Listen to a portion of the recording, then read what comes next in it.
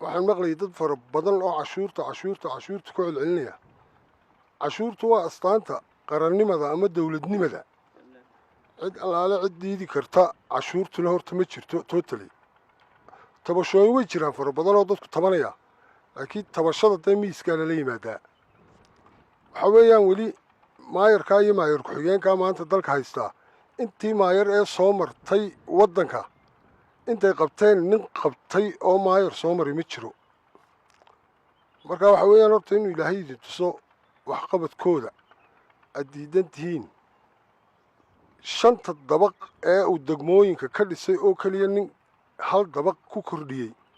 ma jiro 3 sano iyo barhka cabdikariin iyo khadar joogeen mooyaane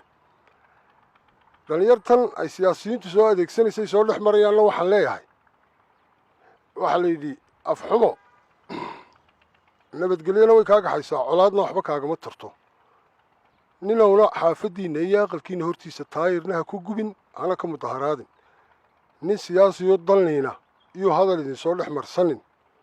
markaa waxaan u soo jeedinayaa in nabadgelyada la ilaaliyo oo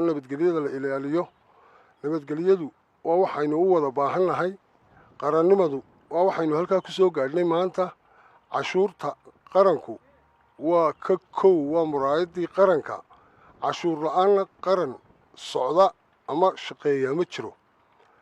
waxa weeyaan dee intii maayaree hore soo martay halkaa maynaan arag maayarkaa iyo maayar ku-xigeenkaasi inta ay qabteen dad waxaan arkayay miidiyaha kale qabyaalad buu cabdikariin axmed mooge wardaanidaan waa la mid hargeysaa loo doortay cabdikariin iyo khadar hargeysana way simayaan waanay dhisayaan waanay wadaan waxqabadkoodii waxqabad muuqdana way sameeyeen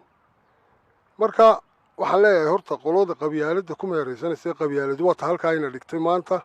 ee qayrkeen naga reebtay waxaan idin leeyahay dugsi male buu yidhi timcadda qabyaaladu waxay dumiso mooyaane markaa waxaan u soo jeedinayaa dhallinyartan maanta mustaqbalkoodii kow yahay uu taagan yahay nin siyaasiya oo dalni iyo mustaqbalkiina ku ciyaarin u marna idin odhan mudaharaada marna xaafadda abaabula marna kiciya dowladna lagama hor yimaado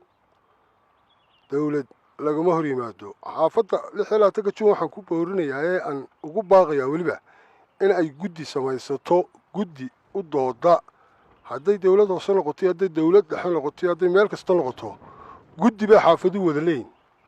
guddidaasunbaa loo daba fadhiistaa hadday maayar noqoto hadday maayar ku-xigeen noqoto hadday dowlad noqotoba tu hooseiyo tu saraba guddidaasunbaa dhaqaajisa markaa waxaa la yidhi ruqa ninkii hayaa dabada hayaa ma kacdo in badan baan guddidaa ka hadlay in badan baan xaafadda guddi u sameeya labadaa ninna waxqabad bay ku suntan yihiin maayarka iyo maayar ku-xigeenku waxba xagxaganina waxaa weeyaan nin waliba wuxuu qabtay way muuqataa shantaa degme ee maanta uu dhisay juun u baharsan juunna waa la bilaabayaa iminka waddadan 100 ka hadlaysaanna dee 16 juun iyo koodbuur waddadaasoo qura ma haddee inta kale uu wax ka qabtayba arka